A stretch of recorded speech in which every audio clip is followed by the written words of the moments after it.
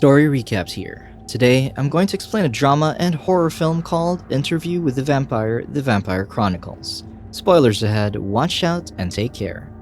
In modern-day San Francisco, a young journalist named Daniel Molloy is interviewing a man named Louis de Pont-du-Lac, who claims to be a vampire. Daniel is reluctant to believe him, but Louis' supernatural abilities and appearance convince him to listen to the unnatural man's story. In 1791 in New Orleans, 24 Louis is a wealthy plantation owner who had just lost his wife and infant in childbirth.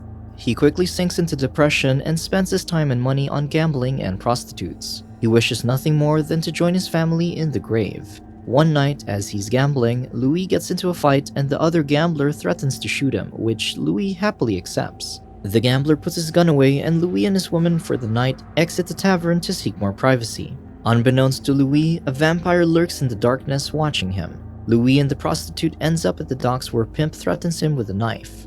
All of a sudden, the pimp and the prostitute are snatched away and killed. Louis, too drunk to be aware, falls into a pile of sacks. The vampire finally reveals himself as Lestat the Lioncourt and bites his neck. They fly off the ground as he sucks Louis' blood and asks him if he's had enough of death. Louis wants nothing but to die, so the vampire drops him on the banks of Mississippi. Louis survives the waters but becomes extremely sick. Lestat visits him in his mansion and offers to take all the pain and death away forever. When morning comes, Louis sees his last sunrise and visits his family's grave. There, Lestat bites his neck again and makes Louis drink from his own blood, finally turning him into a newborn vampire. After his transformation, he takes Louis into one of the coffins and lets him sleep in the darkness. Louis wakes up the next evening with a thirst for blood. He joins Lestat at a tavern as he kills a prostitute for Louis' first meal. Louis joins him in drinking her blood but refuses to take her life. Back at the mansion, Louis is still hungry and senses the sweet blood of one of his servants, Yvette. He fights the temptation and Lestat makes him drink rat blood instead.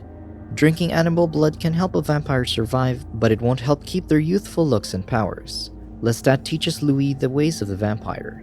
He takes him hunting with him among the aristocrats. Lestat makes 2 to 3 kills every night, starting off with a young and beautiful girl. On one particular night, as they attend a party, Lestat sets his eyes for the widow, St. Clair, and her young lover. Louis learns that Lestat can read other people's thoughts, and he tells him that St. Clair had her lover murder her husband. Evildoers are easier to kill, and they taste better. Lestat takes off with her lover while Louis accompanies St. Clair as she walks her dogs on the mansion grounds. Lestat kills the young man easily, but Louis finds himself distracted by the yapping dogs.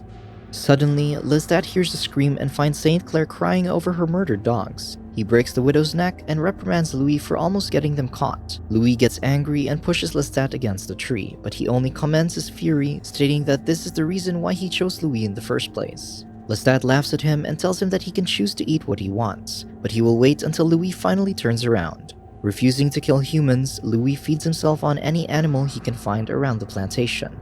This causes great alarm for his servants who think the land is cursed and are performing rituals to banish the evil. At the mansion, Louis begs Lestat for the meaning of this wretched life, but Lestat doesn't know. Instead, he urges Louis to go out and feast on the local cuisine, but without success. Lestat takes off on his own to quench his thirst. Meanwhile, Yvette begs her master to help the plantation and send Lestat away. Louis finally gives in to his starvation and drinks Yvette's blood. As the servants storm their master's mansion, Louis kicks the door open and hands them Yvette's dead body. He reveals himself as a vampire and sets them free. He tells them to run away, for the land is cursed, and starts burning down his home. Lestat arrives and is angry at Louis for ruining the only wealth they had left. The loss of their mansion doesn't dampen Lestat, and soon enough he rents rooms for them near the center of New Orleans. One night, Lestat has 2 prostitutes over and kills one of them. He kisses the second woman's chest and she gasps as she sees the pool of blood staining her dress. He opens her wrist and drains her blood into a glass and hands it over to Louis. He refuses to drink the blood and tosses it away, angering Lestat. Lestat plays with the woman some more, staking her into a coffin and pretending that she's dead. The woman begs Louis for her life, but he still refuses to take any part of the game. Lestat finally kills the woman, angry at his companion's cowardice. The city is now in the midst of a strong plague, killing hundreds of families by the day. As he stumbles through the houses, Louis comes across a crying child, Claudia, whose mother has just died from the plague. Claudia is all alone with no family to look for her. At this point, Louis is so hungry that he digs his fangs into Claudia's neck. Realizing what he has done, Louis leaves Claudia on the bed as Lestat catches up to him, laughing at his hypocrisy. Louis runs away into the sewers, but Lestat finds him by following the corpses of rats. He convinces Louis to go back to the apartment where he has taken Claudia. Not wanting the girl to die, Louis gives in and lets Lestat give the girl a new life. Claudia drinks Lestat's blood, almost draining him to death, and then begins to transform into a newborn vampire. For her first meal, she finishes off one of their maids. Now a vampire, Claudia becomes their adopted daughter. Louis is forced to stay, wanting to protect Claudia and give her the love and attention that he was never able to give his own child. They soon move to a bigger home and Lestat pours all his attention to Claudia, filling the lonely void in his existence. He buys her dolls and even gets a seamstress to make her new clothes. Claudia, with her undisciplined thirst, kills off the seamstress and Lestat scolds her, reminding her to never kill inside the house. Louis dotes on Claudia just as much, letting her sleep with him in his coffin until she wants one of her own. Claudia is a true prodigy and learns fast. She lures her victims with an innocent act and then kills them instantly. Some nights, she and Lestat would go hunting and eliminate entire families at once. 30 years passed by, and even though Claudia never grew older, her mind was that of a fully grown woman. She doesn't understand why she didn't grow up to be like the woman she saw at the docks. One evening, Lestat visits her in her bedroom and gives her another doll. Tired of being treated like a little girl, she lashes out at Lestat and starts throwing away her dolls, revealing the corpse of the woman she saw at the docks, hidden away in her bed under her toys.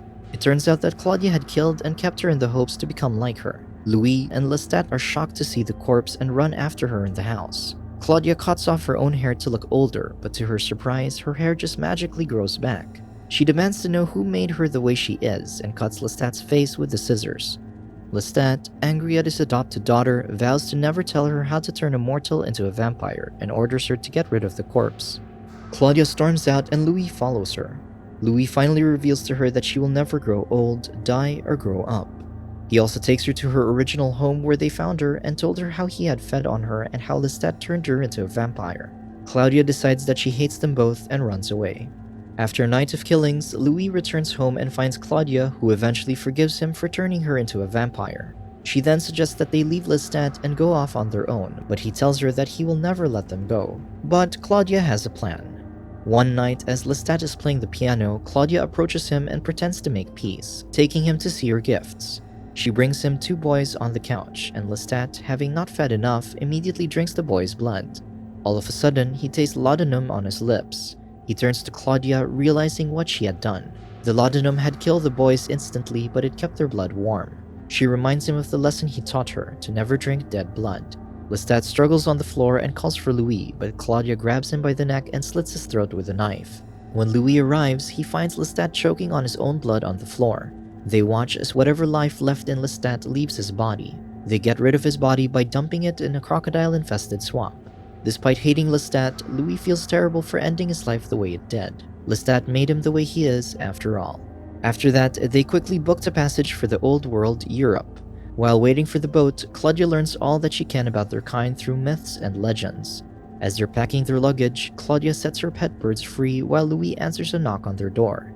To his surprise, it's Lestat, back for revenge, alive but barely surviving. He grasps Louis' neck, but Louis manages to push him back out. He carries Claudia back to the house but finds Lestat playing by the piano. He managed to survive by feeding on crocodiles, snakes, toads, and whatever else he could find in the swamp. He lunges at them and throws Louis aside. As he runs for Claudia, Louis tosses a lamp at him, immediately igniting him on fire. Lestat stumbles around and sets the house on fire as Louis and Claudia run away. The whole building is engulfed in flames and they make it to the ship just as soon as it sets sail. They reach the Mediterranean and search every village, ruin, and country for anyone like their kind. At one point, they even began to believe that they were the only vampires left. Louis and Claudia arrive in Paris in 1870 and start living aristocratic lives. Just as soon as they'd given up their search, a vampire named Armand finds Louis. Armand invites them to his theater of vampires and reminds him to remember his name.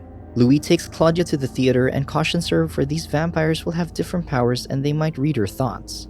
The show begins and it turns out that Armand's theater is a group of vampires pretending to be human actors telling stories about vampires. They watch the show as Armand appears on the stage and takes the life of a beautiful young woman. Unbeknownst to the audience, Armand actually kills the woman for real, and the rest of the group feasts on the woman's body as the curtains close. After the show, Armand takes Louis and Claudia to the crypts and introduces them to his clan. As a welcome, Armand lets Louis try the blood of a young boy they're keeping. Louis asks him the origins of their kind, but to his dismay, even Armand, who's known to be the longest vampire who ever lived at 400 years, doesn't hold the answer. Louis' fears are confirmed. There is no meaning to this existence. As they leave the crypts, Armand reads Louis' thoughts about how he has wronged Lestat and asks him about this. Louis refuses to answer, but Armand threatens him that there is only one crime amongst vampires. To kill another one of your own kind means instant death. When they get home, Claudia tells Louis that Armand wants her gone so that he could make Louis his own companion, but he reassures her that it will never happen. The next evening, Louis visits Armand in the crypts again. Armand tells him that Claudia is in danger because it is forbidden to turn someone so young into a vampire. The clan is already suspecting them of killing their maker, Lestat, and is planning something sinister. Armand insists Louis send Claudia away for her own safety, but he tells him that he will leave too if she does. Before Louis can leave, Armand lures him back, baiting him with answers to his endless questions. He tells Louis that if he stays with him, he will help him know the meaning of being a vampire. Armand reveals that he knew Lestat, and suddenly Louis feels a bit of peace. He knows he has found a true teacher in Armand that Lestat could have never been. When Louis arrives home, he's shocked to see that Claudia has taken a woman named Madeleine from the streets. Madeleine is a humble shop owner who voluntarily wants to become a vampire after her only daughter has passed away. In Claudia, Madeleine sees a child who cannot die and someone whom she can care for and love forever. Claudia demands him to turn Madeleine into a vampire so that she could be her new companion since Louis has already found a new one in Armand.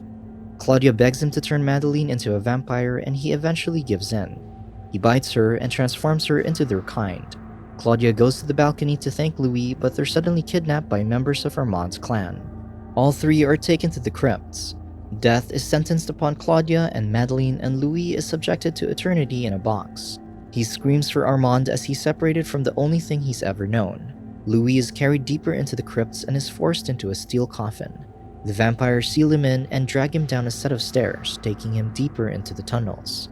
They hoist him up to the hole in the wall and start sealing up the hole with stones. Meanwhile, Claudia and Madeleine are locked into a room with a gaping hole above where they can see the moon. Claudia knows that when the sun rises, it would be the end for both of them. They huddle and embrace each other in a corner as they wait for their death. When morning comes, Claudia wakes Madeleine and they shield each other from the glaring sun, but the rays soon hit them, burning their skin as they let out piercing screams. All of a sudden, Armand changes his mind and digs Louis out of the wall. He opens the coffin and lets him escape. Louis runs around the crypt looking for Claudia and finally finds them in the room. It's too late. The sun has burned their skin to ashes, leaving only a pile of bones behind. He weeps as he mourns her death, knowing that he will have to live an eternity without seeing her face or hearing her voice ever again. While the vampires are sleeping, Louis douses their coffins with gasoline and sets the whole place on fire. The fire instantly kills the clan as he escapes his way out of the theater. He faces another member of the clan and cuts him in half with a scythe.